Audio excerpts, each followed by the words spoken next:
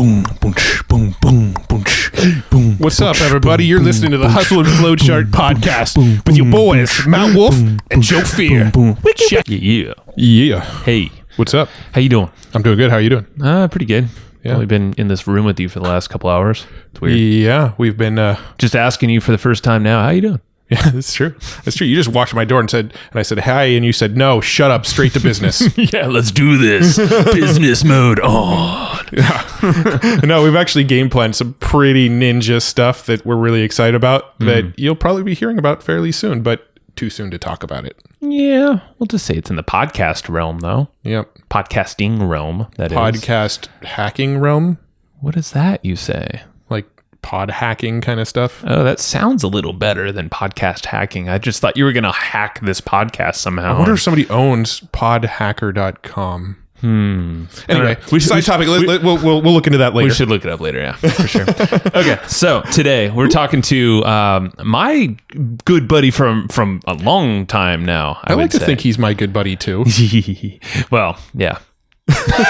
You've just known him a lot longer. No, I've known him a very long time and have done a lot of business with him. He's another San Diego dude out here, Mr. Mike Koenigs. So oh my God, I'm gonna let he gives you a great background of his story on here, pretty much right from the top. So he'll tell you who he is.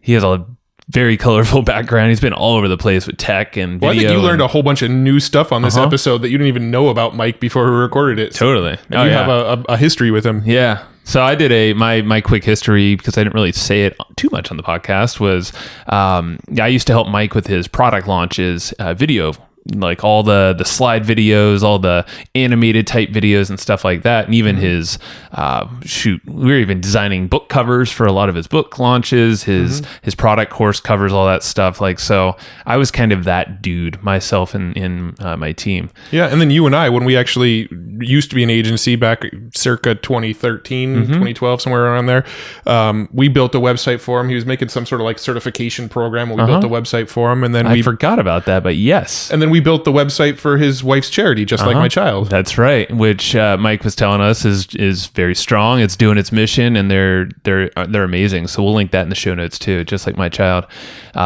Super cool. Yeah. And so Mike Koenigs and his wife is Vivian, who runs Just Like My Child, in case you were wondering. But Mike's a cool dude, and he is freaking smart, and he is the smartest tech guy, like gadgetry and like, so we dig through his whole freaking setup, on like when we recorded this, actually we should probably preface this.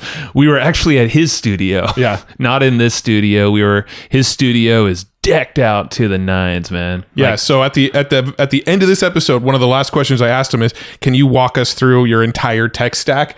And I thought it was going to be like a 3-minute answer. I think it goes on for about 20 minutes of him talking about all these like cool tools and gadgets, man. And it's amazing. And there's actually going to be a video version. I don't know if the video version is going to be ready by the time this audio version comes out, but in the video version, he's actually like showing all of the pieces in his studio and walking you through what it is.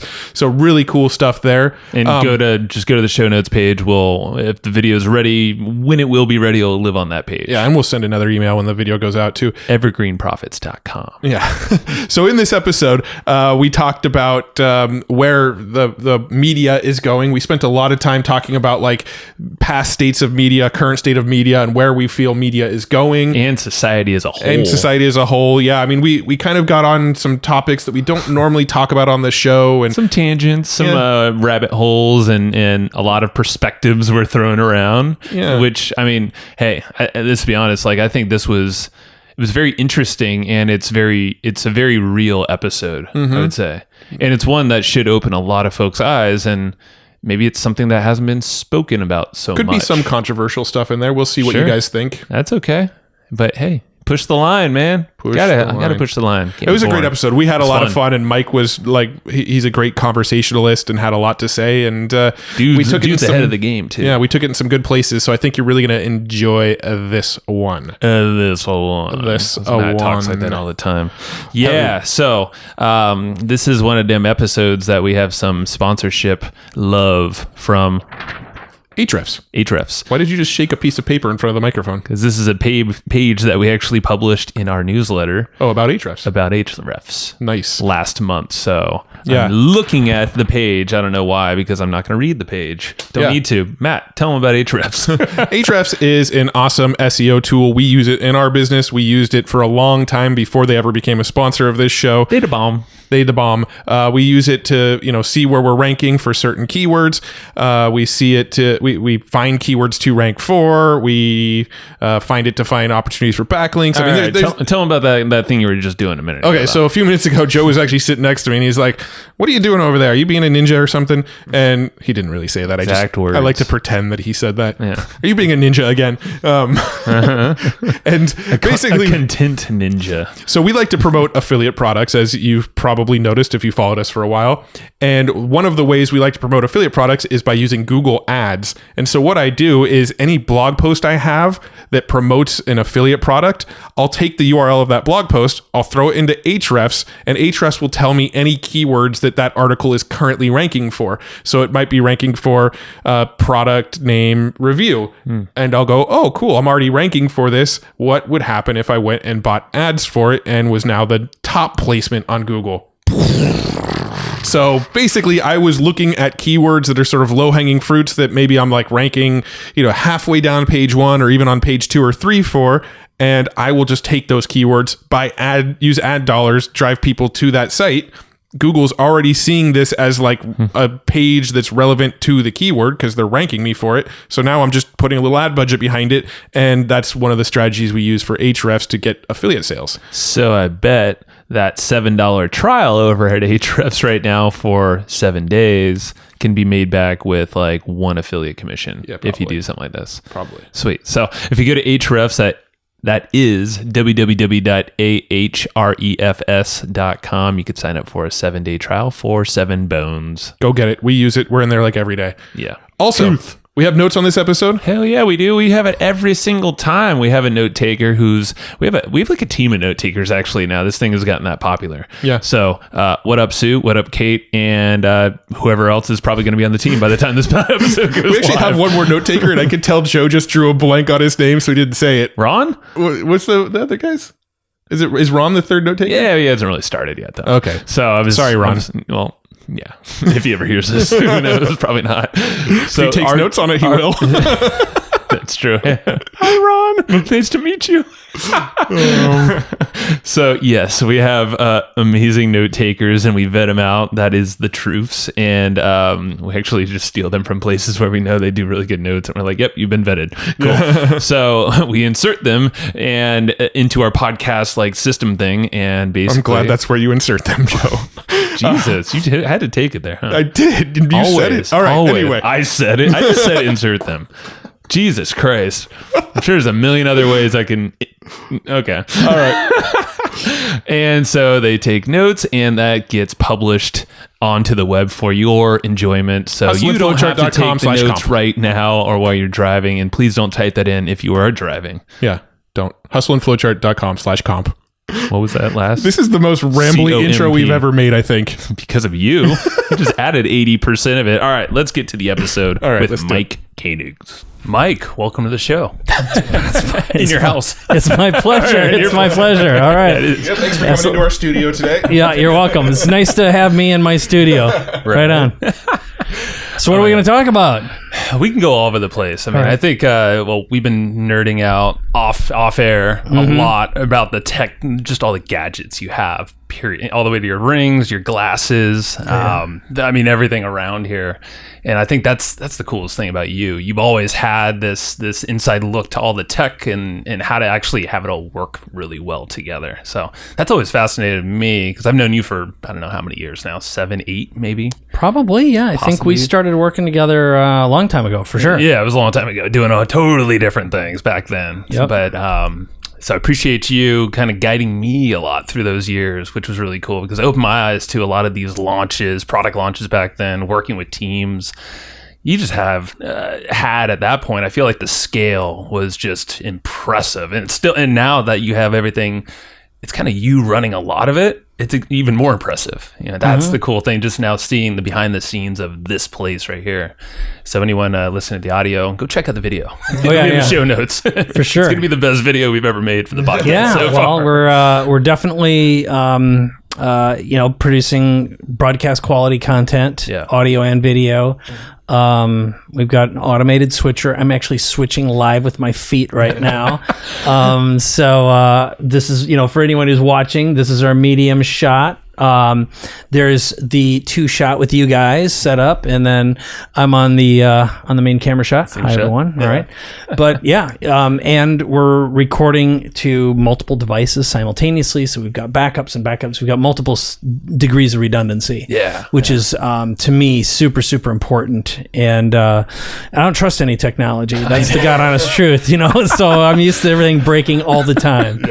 How about all the data that your technology is keeping of you now with the Ring and all that? We'll see where that data goes, huh? Yeah. Hopefully Well, here's the thing. Anyone who believes that there's any level of privacy whatsoever is fooling themselves. So if you actually want privacy, well, you might as well never get online, don't have a phone, use zero online services, and be a monk in if you can actually find a place on the planet that has no people on it. Good luck to that. I was going to say, there's a place called Slab City out there by the Salton Sea that's I think folks are trying to do, but it's a hippie joint, which is totally cool. But nothing wrong with hippies. I love nothing them. Wrong with hippies. I'm very crunchy myself. There's not drones watching you or something. Right, it's still in there. So let's for like the two people out there in marketing that don't know who you are, just a stereotypical question, like, hey, give us a little background of where you came from and kind of what led you to this point. I know now you're reinventing, or you have done actually, I think for a long time, who you are as a business person and all that. Yeah, short version. Born and raised in a very small town in Minnesota, Eagle Lake, Minnesota. Always had an entrepreneurial bent instinct, and it was driven mainly from I wasn't good at sports. I wasn't good at school, severe ADHD, all the usual markers. But I didn't want to be poor, and I was surrounded with a lot of poor people. And I also felt like I was an alien where I came from. So I was like, I had a backpack in my closet from the time I was 13 years old, and it was packed all the time. My vision was I was going to run away from home and go work for Apple. Okay. And I decided early on, I started coding when I was about 14 years old, and thought I'd write video games for a living, which eventually I did do. But I started consulting and helping business owners automate their businesses with databases and spreadsheets and word processors. And from there, they asked me to start solving other problems, which required me to program. So I started writing business software. And then I met a couple creative guys who had made feature films, and we started an agency called Digital Cafe. So at the time, it was one of the very first digital marketing agencies in the world. That was in 1989. Wow. And I was online at the time on CompuServe, Prodigy, America Online when it came out. Also some of the early ones that no longer exist. Right. Obviously a lot of these don't exist, but one of them by Rupert Murdoch. I can't remember the name of it off the top of my head. Anyway, I started posting examples of the stuff we did, which were screensavers and games. And I got a call from Sony, and then a Sony from 20th Century Fox, or a call from 20th Century Fox, and they said, "Can you make screensavers to promote our movies?" That eventually turned into making websites for feature films, and we were one of the first companies to ever put digital video on a website. Back when it was really, really, really, really hard. You had to capture a frame of video at a time from a tape deck. Anyway, I had no clue. Like as far as I've known, I didn't know that part of the story. That's amazing. Yeah. So one thing led to another, and eventually we got acquired by a big. It was Minneapolis's largest advertising agency. It was called Campbell Methune, which was also publicly traded. So I learned about going through double due diligence and being acquired at a pretty early age. And from there, the .com thing was going on, and I got introduced to Dan Kennedy and some early direct response marketing. learn how to write copy. Wow. And I also figured out how to automate search engine marketing because at the time there were probably like 40 search engines. This is like everyone wanted to be Yahoo back then. Yep. Google was brand new. It didn't even exist actually in the early days, but I figured out how to own any keyword on search engines in about 20 minutes by generating 50 or 100,000 web pages in 10 minutes. Yeah. And automating getting them out there. That eventually turned into what became Traffic Geyser. So after selling that, I started creating information products. My first information product was called the Internet Infomercial Toolkit because I was interested in getting people to do stuff. I was interested in influence and persuasion. I watched infomercials. I eventually met Joe Sugarman, who did the blue blocker sunglasses. Actually, these are actually blue blockers. Oh, are they? Interestingly enough, yeah. Awesome. So they're. But what happened was next is when I finished that product, YouTube came out 2 years later. So that was in 2003. And I also produced another product called Everything You Should Know About Publishing, Publicity, Promotion, and Building a Platform with a woman named Ariel Ford, who represented 11 New York Times best-selling authors back when you had to sell a lot of books. Right. So I learned about publishing, books, marketing, direct response, search engine optimization, knew quite a bit about video, had a video game and a software background, and that turned into Traffic Geyser. And then I saw the motion towards mobile text, and I thought if I can automate that and set it up so someone could call a phone number and talk with voice recognition, leave a message, or if I could automate two-way mobile text marketing. Right. And this is, again, the early days of mobile text when it was really hard. We had to write code to do all this stuff. It was now it's almost just impossible. Too easy. Yeah, you got a lot of tools like Twilio, et cetera. But we had to write the code to do that. And we actually worked with the company that became Zapier. Because we made our stuff talk, and we actually gave them the idea for their business model. So, I wish like hell now, right? If I would have had a brain, I would have said, "Give me some stock, baby." But I mean, at the time, it just was like all they did is offloaded the worst part of our business. So, anyway, those two companies sold those to a publicly traded company, and then started working on the You Everywhere Now business, which was writing books and becoming a bestseller. We basically hacked Amazon. You know, it's like, how do you hack becoming famous was the idea. So it started of, hacking marketing was digital cafe days, and we broke the marketing / advertising world when it needed to be broken. Then we broke search engines, then we broke influence and persuasion, and then publishing, and then video marketing with Traffic Geyser and social media marketing. We automated that. Then we did the same thing with mobile text marketing, and then celebrity, which was books, product creation, automating that, how to become a consultant, coach, advisor. We also, I did media training. So that's when I built my big studios. And these studios were big. Yeah, we had seven sets, like the little thing we're in now. Imagine 3 systems like this. Got it. In one space. Wow. And but what happened about 2 years ago is I realized I'd outgrown who I was, what I did, why I did it, and who I did it for. And I didn't want teams anymore. I didn't want the grind of lots of employees. And frankly, I think what happened is as soon as a market gets saturated and it becomes Kardashianized, meaning the fakes come in and it's overwhelmed and it has too much noise and too many players and it becomes a race to the bottom. I get the hell out and I run away from it as fast as possible. Can you identify those? Like, do you know when that time kind of happens, when the Kardashians come into whatever medium? Yeah, for me, it's kind of a feeling, and I'm pretty good at predicting. I've been usually about 3.5 years ahead of whatever the trends are. If you look back historically, and I look back at my 20s to where I am now, because I've been doing this in some way, shape, or form for 30 years. Sure. I realized I had to just take a step back. So having big iron in a studio was a bad investment. Having a lot of employees, being dependent on social media marketing, which is expensive. There's no inventory, an absolute race to the bottom. Everyone's got a digital product now. Everyone has a funnel. If I hear about another funnel, I want to puke. It's just like there's nothing. There became I reached a point where it wasn't joyful. Too many events going on, whether they're online or physical, and you're either a big player or you can be really little.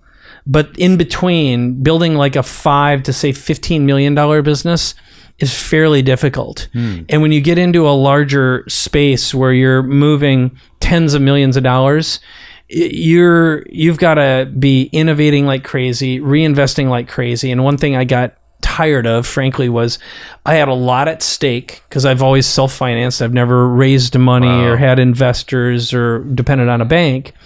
And to build an organic business, I thought I'm going to take a break right now because the trends that I see and what interests me at the moment is, I think, the complete dematerialization of the planet. Every institution that we're surrounded by now is basically obsolete. And that's like banking, education, medicine, retail, communications as we knew it, advertising, marketing, and transportation. I was gonna say travel and look at just about anything. And we're also moving towards AI, machine learning, augmented reality, virtual reality, Internet of Things, integration of all this. Half of all jobs, they're already obsolete and extinct. And if you're the ones doing those, you're also on the chopping block. So I think it's a time to rethink society as a whole and rethink everything. And that's why I decided to liquidate everything. I sold everything, got rid of everything and everyone to simplify, take some time to think, and have deep, intimate, meaningful relationships instead of broad and shallow. And like I said, nothing irritates me more than either being a lemming, watching lemmings, which eventually they all march to their deaths, or any form of a race to the bottom. Got it. Yeah. So that's a long-winded way of answering your question. Who am I? But I thought, shoot, I'll just tell the story and see where it goes. So I think it's amazing, and it shows the difference in the way that you're approaching life and business and your thinking pattern. Even though it's the same, it sounds like you're just identifying these moments in your life and then you pivot. It seems like it's a lot of pivoting, but still to this day, with the podcast of your own and, the platform that you have, even though it's a very simplified platform, we were talking about how you still want to leverage this content. You want to be in the places where, engagement's the highest, follow through is great. So the podcast is great for that. And we can probably speak into the power of podcasting in your eyes too. Totally. Yep. You're so, like you're like, what's happening in 3.5 years, Mike, like with podcasting. So it's just interesting because it seems like the layers of your story have led up to this point, and now it's almost like you're picking out the things that maybe matter the most that give you that bigger impact. I think if I were going to, again, part of this being able to even communicate what I just did, it took a little while to make sense out of all this. It wasn't like, oh yeah, that's what I'm doing. It didn't make sense at the time. It was just like, shoot, I just don't want to run out of money this month because payroll's due, and holy crap, I just took a $700,000 hit from some stupid thing that happened, right? And every entrepreneur goes through this where it's like, if I don't pivot, I'm screwed. And I've got everything I've earned for the past 3 years on the line. And 4 months from now, I could be flat broke, right? I mean, that was the grind.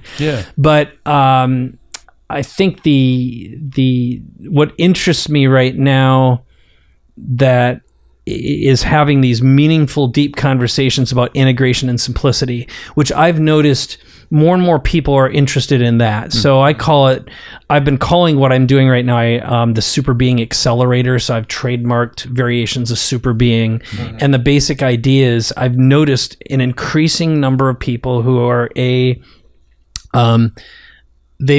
see the same grind and they're like, I don't want it any longer. This sucks. And this whole idea of scale and grow and get bigger, they've realized you wind up with miserable relationships, poor health, constant anxiety and stress. And my first business, Digital Cafe, cost me a wife or a marriage. my Traffic Geyser and Instant Customer arguably just about cost me my life when I had cancer. And my last business, I mean, I've been on the near breakage with my wife at least 3 times that we know of, right? Where it's just the stress of being an entrepreneur. I was going to say it's a very entrepreneurial thing, and they have to get it. And or maybe they're an entrepreneur themselves, which I know your wife is. Yeah. Or to when your child says to you, "Daddy, can you come play?" And it'll be like, "I can't because," and it's like, that's crap. Who wants that, right? Mm-hmm. And so more and more I see people saying, I've got to find a way to simplify. I see a lot of people going, I see this grind, I see this change, but I need help reinventing. It's like, help me develop a vision and implement it. And the meaningful need to have a platform is greater now than ever before, because we are going to see a continued commoditization of human beings, right? And just about everything. And the only thing that matters is the value of your personal brand. In other words, the value of your beingness, not your doingness or your knowingness. Knowledge has no value. Information certainly has none. Right.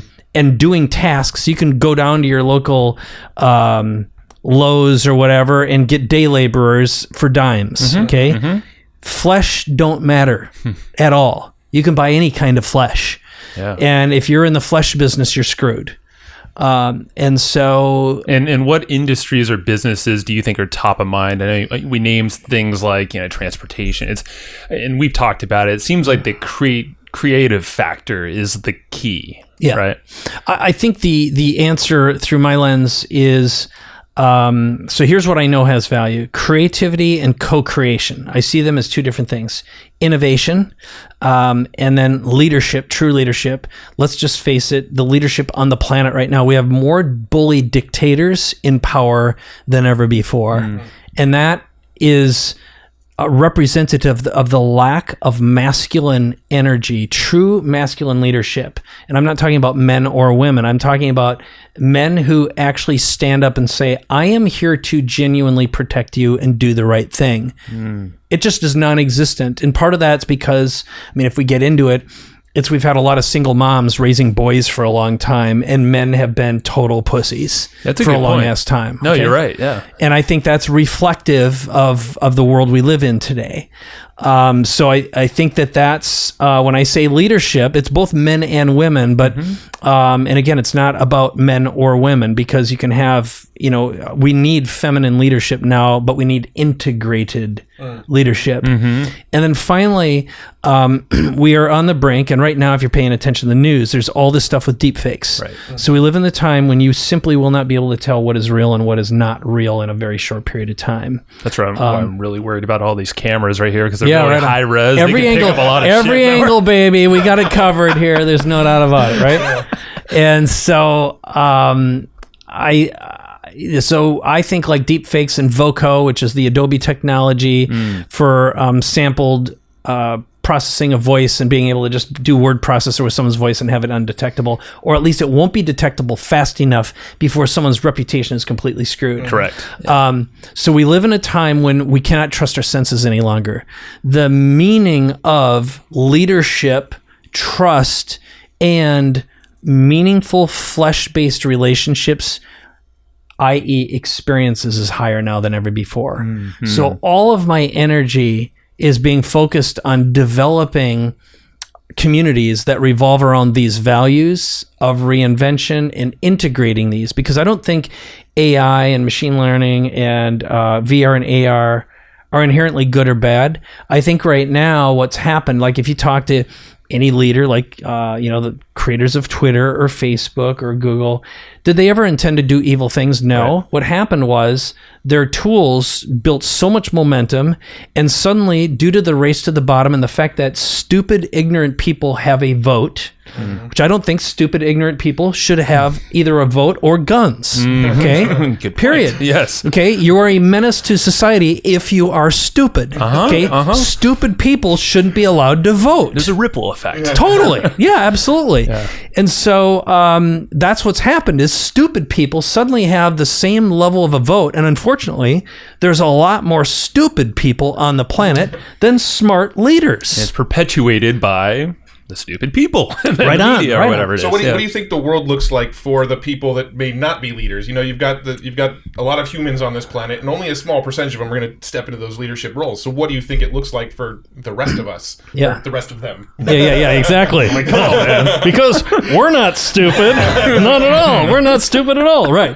Well, what I do think that is a damn good question.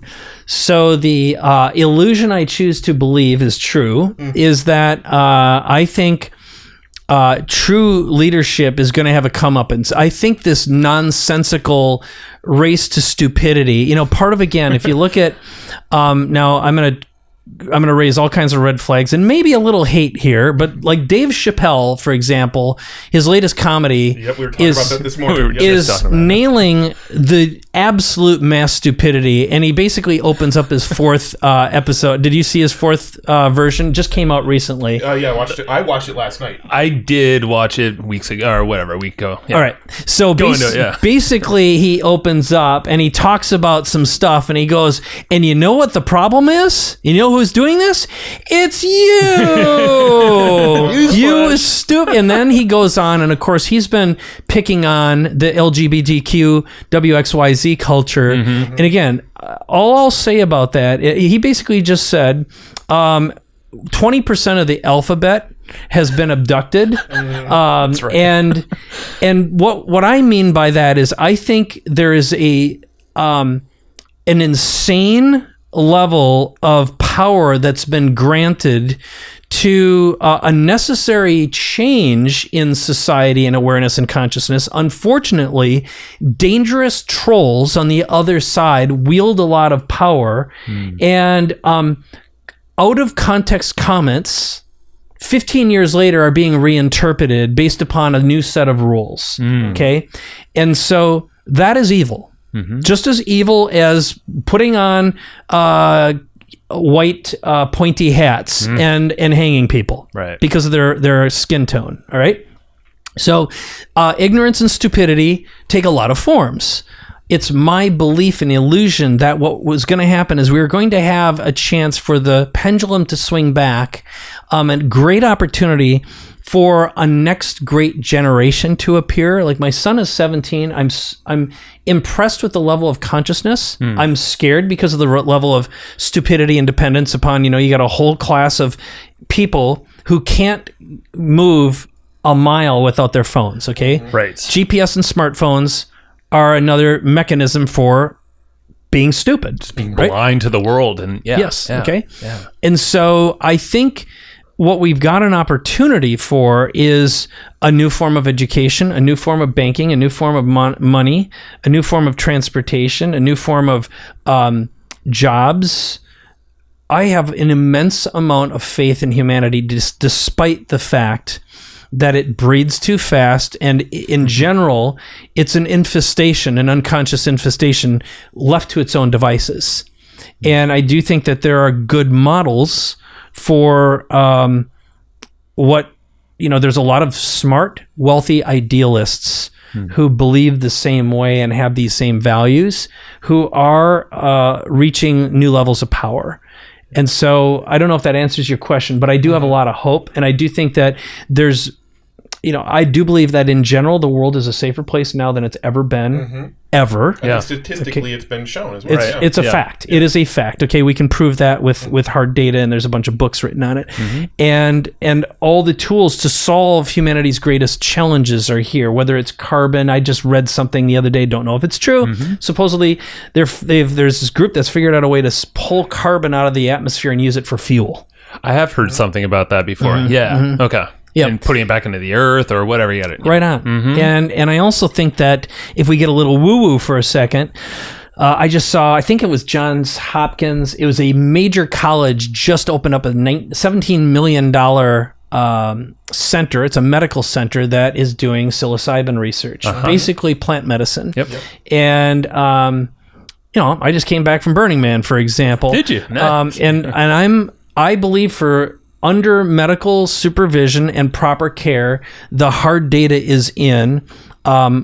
A lot of big mental challenges can be solved with plant medicine. And if you follow centuries, probably millennia of data that we are now learning about what has happened in the Amazon with ayahuasca and other sacred plants, that what we are doing now is permeating the membrane between the physical realm, the digital realm, and now the spiritual realm. Right. And in doing so, I think humanity is feeling a form of mass fear and anxiety that we're all experiencing. And we are about to bridge and toggle and oscillate between the spiritual, the energetic, the physical worlds. And as we move towards the singularity of the digital realm, let's call it a kind of like a sacred triangle. Sure. Humanity has no choice but to evolve into a new being. That's why I call it the super being. I think it's from human being to super being. Now, with that, the low frequency, fear-based orc energies amongst us on this planet are terrorized because they're going to grip onto their obsolete, extinct belief systems and the things they held true and dear, including old obsolete religions. I happen to believe that fundamentalist Islam is a operating system that has no business being and existing in a civilized society. Not giving women rights is absurd, okay? And to treat people and to cut off heads and to adhere to that and to have an us versus them. Now, I happen to believe that all fundamentalist religions are low-frequency operating systems that probably helped humanity survive for a period of time. Don't wipe your hand, a poopy hand, and eat with it, okay? Keep it off the table. That's logic. That makes sense, okay? Don't eat pig if you don't refrigerate it. Sure. That kind of thing, okay? Yeah. But now we've got refrigerators. Now we've got toilet paper and running water. And if you don't have it, well, then maybe we'll let Darwin take over. You know, There's tools out there to use. Precisely. And again, I'm being harsh to illustrate a point, but I do think that in a high frequency environment, our old frequency operating systems do not serve a purpose any longer. Right. And so my next reinvention is committed to exploring that and finding peaceful ways that bring a high degree of prosperity and wealth to people who choose to evolve in a peaceful, meaningful, educated way and live within this new higher frequency form of living. It's raising your frequency. And precisely. It's interesting because on the podcast, we had Mike Dillard on the show a month ago or so, but it came Love live. Mike, yeah. He's an awesome guy. It was the first time we actually chatted together with him. If you haven't watched his new video, he just released a video last week? Last Monday, I really believe. good. He had a brain injury. He was suffering from all sorts of mental issues and things happening. I talked to him a number of times while he was going through it, so I'm well aware, Plant medicines and psychedelics are what he claims as the sort of thing that got him over it. So I mean, we're big proponents of that as well. Definitely. And he said that on the show, and it was amazing because we're hearing this more and more folks talk about anxiety, stresses, suicide in entrepreneurs specifically. Of course, it's in any high stress type thing, but everybody feels like they're in a bubble or they can't talk. They don't have a community around them, which is part of this whole, this movement is more of a community and all the devices we thought brought us together, but there's no consciousness, like you're just like droning. All you have to do is walk through an airport. I rest my case, okay? And you've got a bunch of wood standing in your way, unconscious wood in your way. It's just like the let's see, how do we say that? It's a great word that is not allowed to be used right now, and it rhymes with tardation.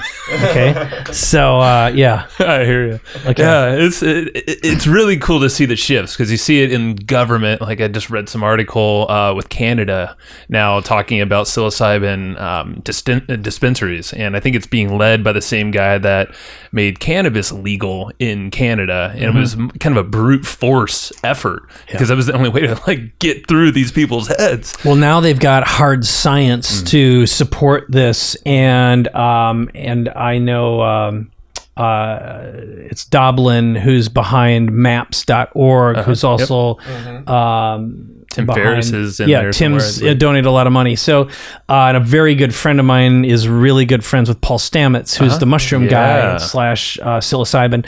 So again, the hard data, there's huge university hospitals now with data, and also the FDA approved the use of ketamine, which is a fascinating substance. I don't know much about that one. That's they talked about it in the Mike Dillard thing too. But I think what we're seeing too is we're slowly seeing the decriminalization state by state of psilocybin. So you're going to see all sorts of research start to come out, and I think it's really going to explode soon.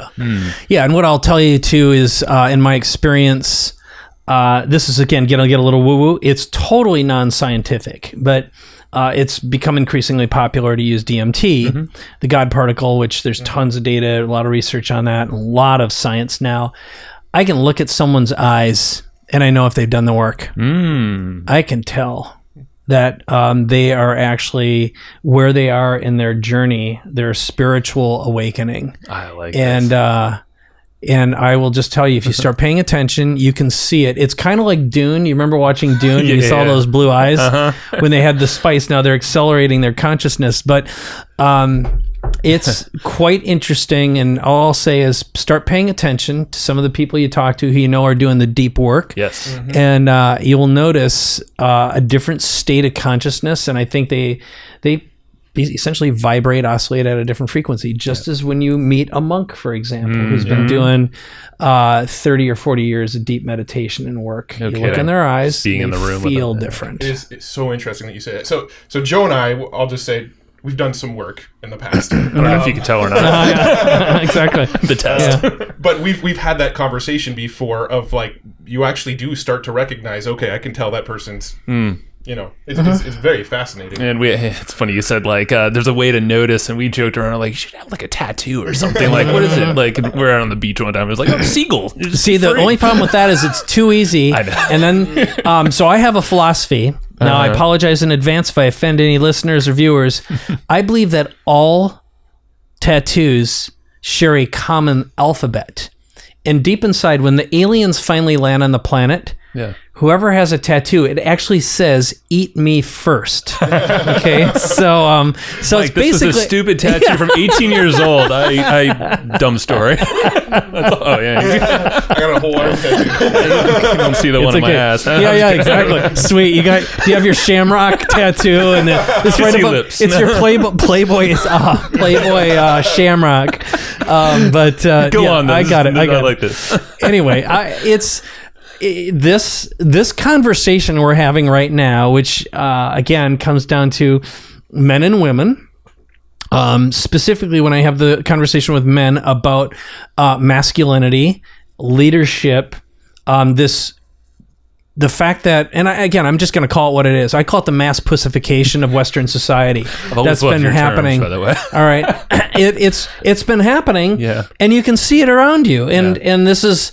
And everyone knows what I'm talking about when I say it. And if you're oversensitive, chances are you're one of them. Yeah. But watch the Chappelle show and see how it makes you feel. Yeah, and then Chappelle stand up. There's your primer.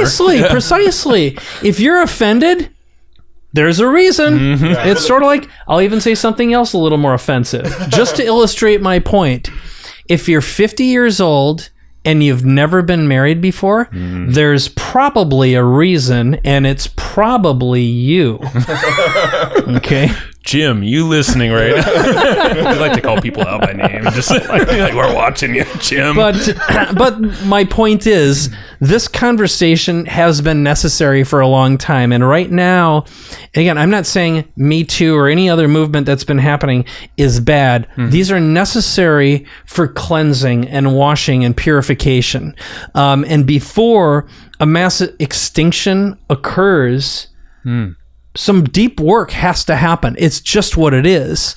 And it's a necessary extinction. I think low frequency leaders who are elected officials that exist right now, I won't name names, are we got exactly what we deserved. Okay, this is what happens when you behave like we've been behaving, and everyone's scared and selfish. And real strong people, men or women, don't stand up for what is right. Right. And so this is a call to evolve. And again, I believe if you are unwilling to do what is necessary and participate in the evolution, you will be part of the extinction. And getting back to the specific conversations, men talking to men. I'm not talking about women being allowed in Boy Scouts, okay? I'm talking about so there are some conversations that take place in a masculine or feminine environment. And I do understand that you might be born in the wrong shell and all that stuff. I'm not trying to say this to be insensitive. It's, but these conversations are necessary for an evolution to occur. And the same is true about what it takes to be a gentleman in a relationship. And again, these conversations about what has real value. And staring at yourself through your selfie camera has no value. It has no value. And just because you got likes means nothing. And unfortunately, we've got broken values. And this has been perpetuated due to the fact that it's just too easy to be lower than mediocre. Yeah. All right? So I don't need to say anything else about this, but we can go on to really valuable technology things next. There's sort of an overlap here that's sort of related, but we'll change subjects here. But so speaking of the Chappelle Show, I'm not sure if you actually heard what happened with the Chappelle Show and like the media. So not the Chappelle Show, but the new Chappelle stand-up. So I guess all of the reviewers that reviewed it before it came out gave it like a 0 rating. Rotten Tomatoes, they gave it a 0% That's because they're all a bunch of pussies. And they're scared and they're afraid that if they speak the truth, they will be slaughtered and lambasted by low frequency, low common denominators, and the abducted alphabet. That's right. What happened was they like Rotten Tomatoes gave it like a 0%, and all these reviewing companies gave it a 0%. The media essentially gave it a 0%. When they asked viewers to go and rate it on Rotten Tomatoes, 99%. So basically, the media was. I've been inspired right now. I'm going to go give it a review too. And if I could give it 1,000 points, I would. But what the media was basically doing is they were trying to protect the viewers and say, don't even bother watching it, you're not going to like it, and so this is where it kind of transitions a little bit, as we can kind of talk about where media is going, because now we're the media. And so I think that's sort of a good transitional point, is where do you see media going now? Because now we have a voice. The common man has a voice that's not running a big media conglomerate. Great. All right, so I'll start by saying, just imagine you had a tube and it was connected to your eyeball, and the other end of the tube ran right up your butthole. Okay? That's where the media is and where it's going right now.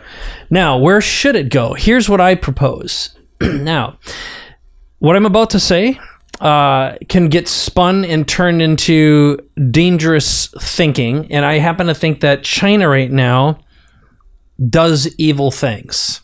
Okay? Okay. The but, however, is they think through and they look at things with a 1,000-year plan in mind. Right. Okay? Which is survival and superiority. And that, compared to quarterly thinking, will win. It is winning. It long did. A lot of people I know who started going to China 10 years ago said, you have no idea what's going on over there, but what is happening here in the United States of America, we're screwed. It's basically, and I had a lot of friends coming back from there, and they invested a lot of time and resources. And what happens over there, for example, because of the fact that they monitor everything, and you can be punished or imprisoned for basically 1984 style bad thinking. I can't remember what Orwellian Times called it, but basically bad thoughts. Okay. That's dangerous. Now, I'll tell you what I think should happen. First of all, imagine a blockchain that had your real identity embedded in it, right? And I'm going to make the assumption already, privacy doesn't exist, hasn't for a long time, and if you're stuck on that, well, you're just a big stupid lemming. You're blind. All right? Yep. But if there's a blockchain, and let's pretend there's a way to make it secure, but the bottom line is, I would like to have a little switch, and it's unless you post something and your identity is real. In other words, you've identified yourself and proven that you're a real person. And all, Twitter, Facebook, Instagram, all these require, and I'll basically say, I don't want to see anything that doesn't come from anyone real. I want my phone, okay? You can't call me unless there's a real identity here. In other words, if you're a spammer, you're going to get billed. It's an automatic deduction to your bank account. And you can't talk to me unless there's money in that bank account. And if you're up to shenanigans and you call me, boom, I'll just say, I didn't ask for this. This person's a spammer. They get fined $5,000. Ooh, okay. Yeah. Do evil crap. And that's what happens. And if you aren't a real person, now, someone might argue, well, what would happen to, freedom of press and being able to anonymously? You know what? There's a place for anonymous communication. I don't have any problem with it. Can't be mixed. And if I decide and determine that you're one of the stupid ones, okay, a dangerous, stupid racist, okay, I don't want to hear from you, right? Yeah. You can go over there. I have no interest in participating. So, again, I'm using an extreme example to illustrate a point. Now, do I mean every single one of those and slice it down? No. That's not my point isn't to create fascism here. We need a freedom of the press. I do believe in an anonymity. I do believe that progress can happen. But at this point, when a dumb person who is dangerous is given a vote and can bully someone anonymously, now, first of all, it's up to you to turn that crap off. And so don't swim in a swimming pool filled with poop. You'll probably get sick and maybe die. Right. All right? However, I don't want someone who's poopy being able to jump in my pool if it's private property. I believe in private property. I happen to come from the point of view that if I have a small business, I should be able to hire and fire whenever I want to, whoever I want to. It's private property. If I choose not to serve someone, it's my decision and my choice. Now, again, I can see that misconstrued and misinterpreted to say, oh, you privileged rich white guy. It doesn't have anything to do with that. I think what we've got are some dangerous precedents around us. And it is time to determine, what is reasonable and what is unreasonable. Go to San Francisco, and the city is infested with poop and pee and drug users, right, who technically can vote. Yep. All right? Yep. That's dangerous. It's dangerous people doing dangerous things who can affect a community. I think, again, there is a certain point at which what behavior construes whether or not you lose certain privileges. There's a distinction between rights and privileges. A driver's license is a privilege, not a right. Okay? If you are a proven abuser of alcohol, you should not be allowed to drive. And I think what we've done is we've created some blurry lines. So that's getting back to the media and the news. I think there are some precedents and parallels here. And at the present time, we have this very dangerous bully behavior and bully culture. And people don't see what it is. And unfortunately, we've got leadership in power right now that can point finger and manipulate what that means in a dangerous way as well. Right. But bully behavior is bully behavior, and no one likes being bullied. Right? Now, what do you think about, as far as the media goes? Do you think the fact that anybody can start a podcast now, anybody can start a blog, anybody can start a YouTube channel, are we giving platforms to people that probably shouldn't be able to have these platforms? I wouldn't go that far. So I don't believe in, I really don't believe in censorship. I think we've got a pretty darn good system of self-censorship right now. You know, when we swear, we have to put the little E on our podcast and our episode.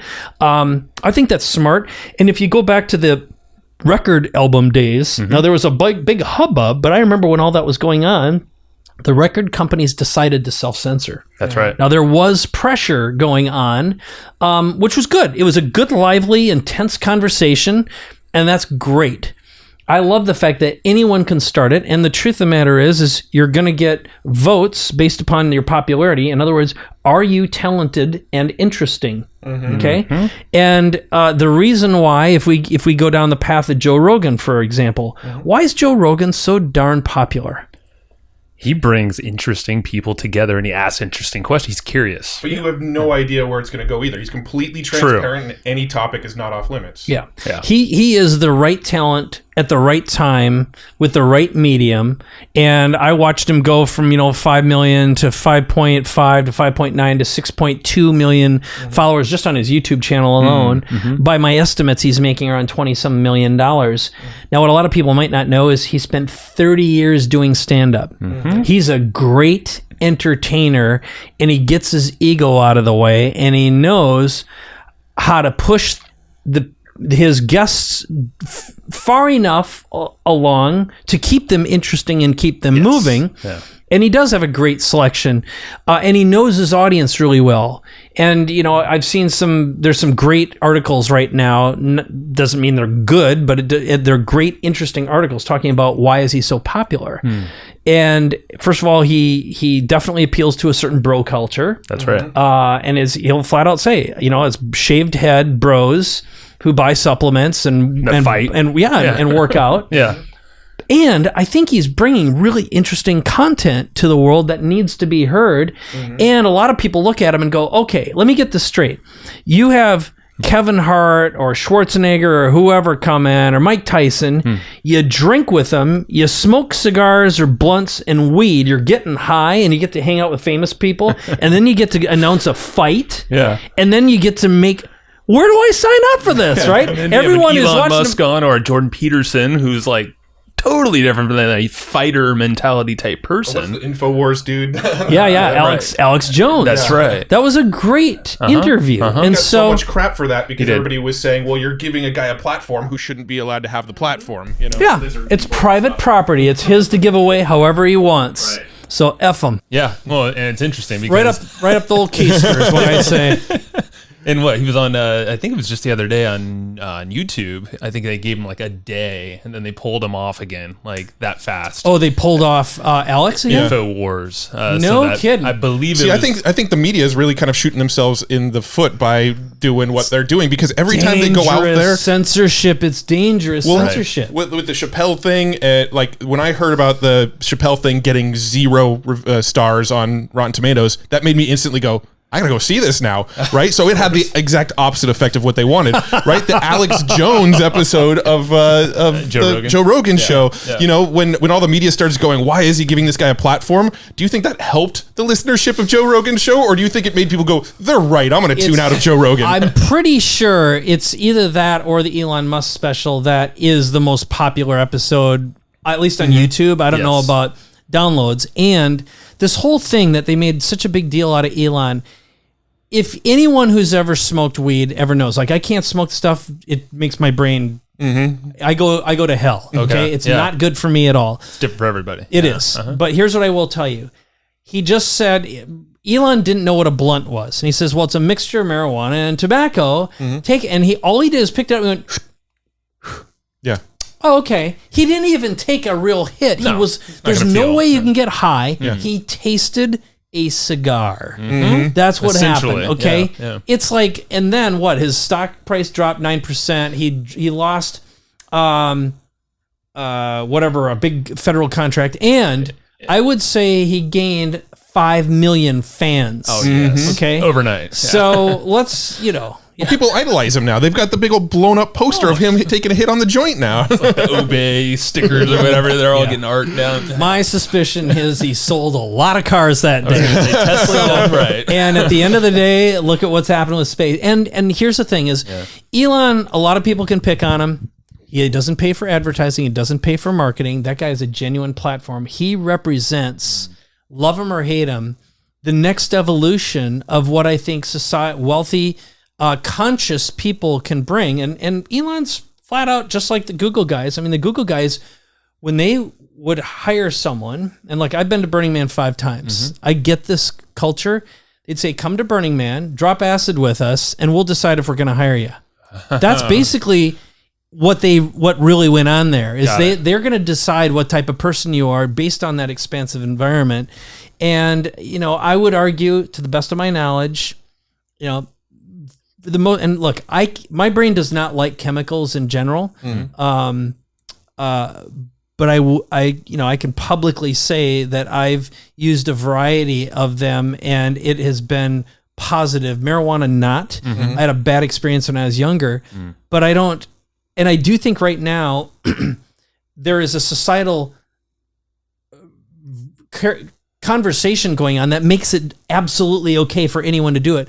I think that's stupid and dangerous. Okay. I believe that psychedelics, for sure, on the first time, first of all, you don't know what the hell you're getting. So it should be taken under doctor's supervision in an environment. It's about set and setting and the people around you.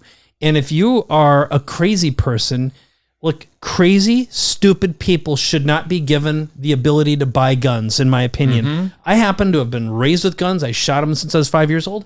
I love guns. Taught my son how to shoot them at an early age because I thought it was a valuable skill and important to understand. And I didn't do it to make him an enthusiast. I said, these things are dangerous weapons and you need to know the difference between a video game gun and a real one. Completely different. Let's go to the range. I brought some of his friends who, one of his friends has 2 moms, okay? And 2 other ones have no father, okay? And I thought, and they thanked me for it. They said, thank you for muscling up my kid and showing him this thing that I've wanted, but we couldn't do this. We didn't have the ability to communicate. And so getting back to drugs specifically, in the wrong hands, in the wrong environment, this is dangerous stuff. And you don't know what chemicals are out there. And, the Chinese importers, they don't give a crap about the people, right? No. And neither do the Mexican cartels. They're not your friends, okay? They are not supplying you with medical grade chemicals that can actually transform your consciousnness in your brain. Therapeutic. And so there you go. You're right. Yeah, it's a set and setting thing, intention, the people around you. It's nothing. It's not a recreational thing, and that's where it's got to be watched. Yeah, when this whole thing come around, because it is. But you're right. There's a whole different side of being that most people are just completely unaware of, and the shifts are happening, but probably not too fast. That's probably a good thing. Just so we can kind of work out the kinks a little bit here too. Yeah, no, but evolution happens drastically and dramatically. When a meteor, let's assume that there's a mass extinction, and there was a meteor event, boom, and let's say 99% of life was wiped out on the planet. Okay, that's a theory. Right. And here we are. Here's what I do know. Life and the nature of the universe is life is a virus, and the universe will fill every gap with life at any time. Unfortunately, if it isn't done intentionally, it's filled with vermin and weeds. In other words, think of it like this. If you think of your consciousness as an infinite place to put stuff, now if you are intentional and disciplined and methodical, you can fill your brain with glorious thoughts and abundance and positivity. And if you eat like crap, you don't exercise, and you're a big fat turd, and you lay around on a sofa all day and do nothing about it, and you watch daytime television and whatever, right? Yeah. Weeds and vermin are going to infest your brain. And in the real world, I think of mosquitoes as low frequency vermin. Okay. And the same with weeds. Okay. Life will allow every gap to be filled with that. And if you think of everything as everything, weeds and vermin are just like bad thoughts. Okay. Energy is energy, and there are negative and positive energies. So just pay attention to what you're filling it with. So getting back to the drug thing, right now, telling everyone it's okay to be high and making it perfectly legal for anyone to be just like that. I don't think stupid people and ignorant people should be allowed to. It's stupid, right? Yes. It's like everyone we are all created equal, but if you don't behave appropriately, there's a distinction between a right and a privilege. That's all I'm saying. And And that goes for media as well. So us as podcasters, right on. Yeah. So hopefully the uncensorship stays for a while in podcast land. I think there is no choice at this point. There's no way to control this. Right. And the best thing we can do is be leaders and reward people who behave properly and create great things. Now, again, having open voting platforms like you have on Facebook and Instagram, I'm not saying those are bad. And I love the fact that Joe Rogan is suddenly popular. He's the right guy, right voice, right message, right time, right audience, right medium, right everything. Okay. And, can that be recreated again? Who knows? There's going to be the next thing. There's a whole bunch of rappers and entertainers right now. I don't get it. I consider the majority of new music coming out to be vermin. Sure. It's just filth compared to some great 70s and 80s performers. You look at Frank Zappa and the creativity that went on and Pink Floyd. Yeah, Seriously, totally. no, we find ourselves going backwards now rather than Totally. But here we are, it's like, what's the point of having that argument? Every generation wants what it wants, and it's going to worship what it worships, and it's going to find meaning in something. And I think that is a good thing. I think freedom, intellectual freedom and physical freedom is critical for high vibrational evolution. It's huge. And us as podcasters, we're trying to fill people's heads with good stuff. Good stuff. Not the good vermin. stuff. No weeds. Before we wrap up, I do want to ask, can you walk us through your tech stack that you've got here? More because I'm going to reference it later when we build out our studio, but I think our audience would be interested as well. Right on. Okay, so I'll start and I'll open this up so folks who are watching this can see it. For audio, I'm using a Rodecaster Pro, which is like a mixer, and we're recording audio to this thing. And that enables us to record, first of all, processed audio. So it's got Aphex processing built in, compressor limiter, big bottom, and oral exciter. And I am recording it on a chip dry, meaning it doesn't have effects, but the audio that's going to the box, which I'll explain in a moment, is wet. It's got effects. So we've got our 3 microphones. You're using an SM58 and I have 2 SM7Bs. I do that just because I do have 3 SM58, so I can actually do a larger group thing here. They sound awesome. I've actually done side-by-side tests. I would say unless you're a great engineer, you can't even tell the difference between a $400 mic and a $100 SM58. And our show is recorded on SM58s. Yep. So great. All right. This computer I'm using, which isn't really doing anything other than giving us remote access, is an iMac Pro. I think it's Apple's best piece of hardware they've ever manufactured. Oh, wow, okay. This thing is so freaking fast. It's crazy. Now, all of this signal is being driven into a Livestream HD 550, which is a hardware box that allows me to record switched video. So, and by the way, I'm using a wireless foot pedal. It's a Bluetooth foot pedal that allows me to switch live. So I'm switching to camera 2, that's me right here. Camera 3, that's you guys. I can also switch to a computer input. And those are all hardwired in with HDMI cables. And I am recording ISOs. So each channel is being recorded to a digital file right to hard drives, removable hard drives. Next, the cameras we have here are Panasonic Lumix GH5s with some great glass. Trying to think of the brand, but it's a very typical lens with continuous autofocus turned on. So that's why it looks so good. They're perfectly matched. I did have Blackmagic Design Pocket 4K cameras in here. 2 reasons why I hate them. One is the display is on the back and I couldn't see them because these things are pressed against the walls. They're flipped around. Next, they don't support continuous autofocus, which is a non-starter. Giant pain in the ass to tune up cameras because I like to record with no one present. And I also am backing these up. So I've got 2 chips, 2 256Ks in each one. I press the record and I've got backup. So between the Rodecaster having audio, all 3 cameras recording, I've got backups there, and then the live stream is recording. And because of how we do things here, I can actually give you guys the files. I'll give you the audio files, the video files in 4K. Mm-hmm. The live stream, this particular model only does HD, but I've been switching live. So you're actually going to get a switched product. You could put bumpers in the front and back and go, boom, publish it tomorrow. Sweet. We could have been streaming this as well, but I don't trust the hardware enough for that. There's some finicky stuff.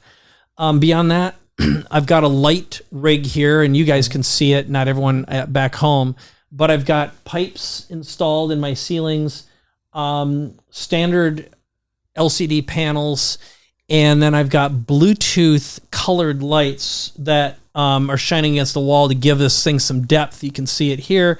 Those are all programmable with my phone. I also have every single device on a network, so I'm using Bluetooth/Wi-Fi switches.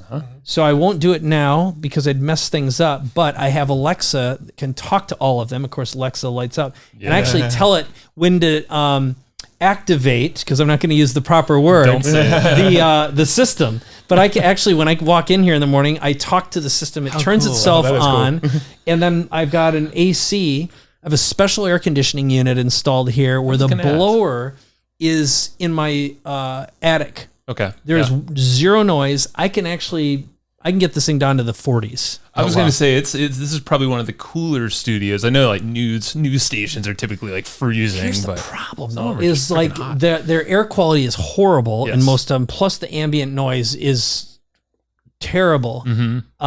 You'll notice here we do not have a echo or a noise problem. Right. No, you're good. So I've got curtains behind you guys, and that just simple theatrical curtains, and then in front of my camera here, I've got an Apple TV. So I've got multiple Apple TVs in here. So the display behind me is run with an Apple TV. That one, and I'm able to put up like Keynote or teleprompter. That's controlled. I don't have it in front of me now, but normally I use Prompter Pro software, which is voice recognition teleprompter. Oh wow! And so I can do a whole show if I needed to, and none of this having to like let's go backwards. Not at all. Yeah. And then, of course, we can see the screen right here. This window is the live stream software. It actually has a full web interface, and I can control the entire program, all the audio levels, switch by clicking, stream, record, output. And then if we get even a little more nerdy, all these files, as soon as we're done, automatically get copied to a Synology.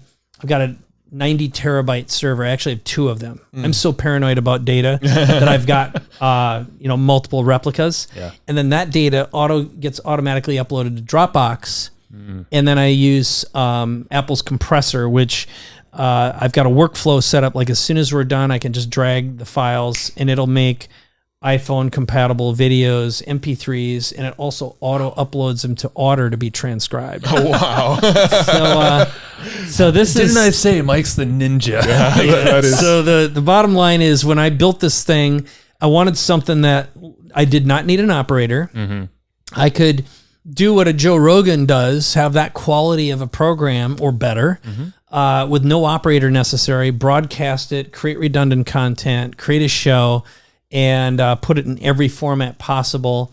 And then I also take my episodes, and I have an assistant who turns all of them into articles, which get published on Entrepreneur and now on Forbes and on LinkedIn. So this is, this is my 7th studio I built. Yeah. And I spent months and months and months simulating every single component in my mind. And so this is all you.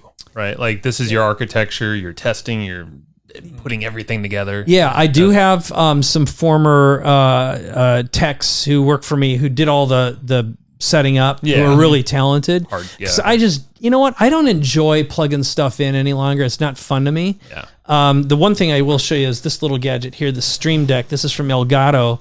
So what I love about this particular critter is it allows me to create programmable buttons. So you can literally drag an icon on this thing. It automatically shows up. So these are OLED buttons. And so you don't and then I can program any kind of a button switch. So here I can switch between camera 1, 2, 3, 4. Just as before, I can start and stop the stream or the recording. I can push up a lower third. So there's that, and I can push it down. And it's got timers on it, and also you can stack macros. Yeah. So if we were live, for example, I could start pushing Twitter feeds. God. I mean, it's Questions that might come in from folks. totally. Wow. It takes a lot of thinking, though. And here's what I've learned after. In the past, I used to do, like when I did the Mike Koenigs show, that was a very sophisticated program. It was amazing. Yeah. It had so many moving parts, and I tried doing all this stuff live. You very rapidly reach a point of no return because you can't create great content that's highly interactive, that's good as a recording. Got it. It's if it's not live, it's not enjoyable. And we live in a just-in-time, short attention span world now. And I happen to think that the smartest thing you can do is create an audio podcast, video if you understand video and you're willing to put in the work, but it's 5 times more complicated. Just trying to teach an editor who's a good audio editor how to become a good video editor is a big gap. There's very few people who have that skill set, in my experience, who are consistent performers. Sure. And that has been my goal, but it's also, I think, you look at again what Joe Rogan does, very unsophisticated production. Okay. And he's the guy that everyone talks about right now and everyone's trying to model. And there's only one Joe Rogan, just like there was only one Tim Ferriss. Tim did what Tim did and does what he does. Which is completely different than Joe Rogan. Totally different model. But so that, I don't know if there's any other questions you have about the workflow or the gadgetry. I know there's probably some other devices here. Yeah. And there's a lot more, but no need to. I think that's pretty good. What are these panels that are on the wall? What are these called? Sure. They're just wall panels. I bought them from Amazon. It's a hard plastic, and they look obviously really good, and they capture light really, really well. But they're probably like, I don't know, $50 a box. So, a couple $100. I've been like, the clients I'm working with right now, and I do one-on-one stuff with them, I help them with their shows and get stuff figured out in their minds, and how they're going to, and I'm recommending just set something like this up because it looks so good. It's cheap, fast, easy. The light bounces off it really cool too. Yeah. It's badass. Yep. Cool. That's awesome. All right. So capability amplifier, it's been behind you the entire time. Let's tell people about that. Sure. Show with Dan Sullivan. Okay, so the big idea, and by the way, 65-inch TCL TV from Costco, $500. Got a brand stuff, Stupid and cheap. with an Apple TV connected to it, and it's got Roku built in. Yep. God. I got this like a same TV in my office almost. Well, not that big. Not but that large, yeah. Pretty much the same TV. Yeah, I mean, TVs are. I was gonna just do my entire wall all screens, but at some point, light. exactly, I'm pretty sure I'd have a suntan, and like Blew half your all head. this. I do have a bunch of frequency dampening technology in here that supposedly sucks up the. What are those called? That's I some can't acronym. remember. Yeah, and whether or not they actually work, I don't know. It's a bunch of A little pseudoscience-y still. It is total The EMF pseudoscience. or- yeah, it is. something, yeah. Yep. Okay. But I do have it on. You'll see clips around here, and I've got some big gadgets on our main power. Okay. And by the way, this whole home is. I've been powering it 100% with solar for 10 years and charging my cars. I was just gonna say you're like. I mean, you've been a Tesla boy since Yeah, day 10 one. years. 10 years. Finally Yes. got one. Yep. Oh, good for you. Good for you. They're awesome. Yeah. All right. So, capability amplifier. This podcast I've been doing with Dan Sullivan from Strategic Coach, one of the most productive, smartest people I've ever known. 75 years old, still burns 1,000 calories before he has breakfast. Wow. Writes 4 books a year, and creates more content than anyone I know.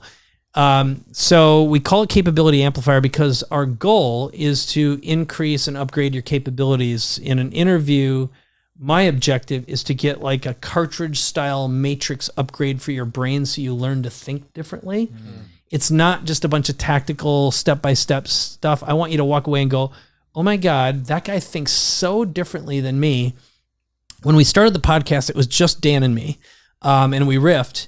And now we started doing some interviews, and I've been focused on mainly Hollywood talent. So I interviewed Adam Conover from Adam Ruins Everything. I did Yakov Smirnoff, the comedian from the 80s. Oh, okay. He's been around for a long time, but you totally recognize him. know the name. I'm like, yeah. Yeah, he's on The Simpsons and lots of cartoons. He still shows up. Fascinating guy. Joel Zadak, who represents Tiffany Haddish, a lot of big comedians. And part of what I'm super fascinated by right now is charisma, how to get and keep attention, how to educate and entertain, and keep an audience. Yeah. So I think one of the best ways is I'm talking to the masters. Heck yeah. And I just interviewed Gino Wickman today from Entrepreneur Operating System, EOS. He's not an entertainer, but I love the way he thinks. This guy truly lives by his own rules. Takes 155 days off a year. Wow. And he's done it all, but he's got a great life to show for it, and that's how I look at things. Are you not just financially free? Is your health great? Does your wife actually love you? Do your kids know who the hell you are, and vice versa? Are all those relationships in place? Because most gurus, their lives suck, even though they pretend otherwise. Most of them are liars, and I happen to know most of them. So get the inside look. Yeah. Anyway, the podcast comes out every single week. And what I've learned is it's all I really need from a marketing perspective. And the last 3 clients I've enrolled came to me either through a referral or we met once. They listened. All 3 of them said after they enrolled with me, and these are multiple 6 figures to work with me. They said, I listened to 4 episodes of your podcast. I talked to you, and it was a 20 to 40 minute conversation, and then they signed up. And a wire transfer occurred, okay?